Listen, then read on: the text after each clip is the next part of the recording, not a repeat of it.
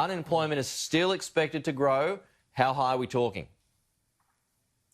A lot higher yet, Pete. You might remember back in March when this all began, our unemployment rate was down at around 5.2%. It's now hovering at 7.4%. Treasury expects that figure to reach 8% by October, but bear in mind the real figure is actually far, far higher than that, which raises the question perhaps why the government is starting to taper back its unemployment support. There's also criticism. People are calling it a blow for young workers who are some of the hardest hit here.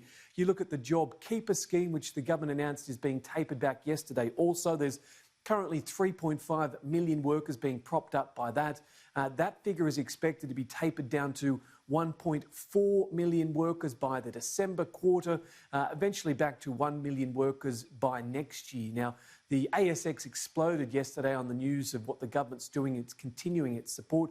But the Prime Minister was out and about last night, and he's making it very clear that the economy cannot continue to pay these additional wages and supplements at great cost. Here's the Prime Minister. Important to note that the existing payments, as they've been running now for some months, will run out till the end of September.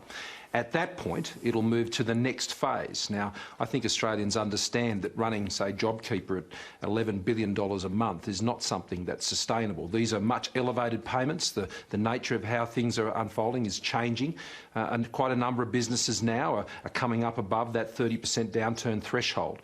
And so it is always the plan to stage us out of this. Of course, this is all money that taxpayers will have to pay back, but bear in mind that it's still under budget. Remember that giant blooper from the Treasury Department when they revealed just how much they'd overcosted this original package? Means theoretically they've still got money in the bank. Of course, you will have the Treasurer on the program very soon. The ASX might have done very well yesterday. It might not do so well at the end of tomorrow when it finds out just how grim our economy is currently. Yeah, and to see how big that deficit is going to be.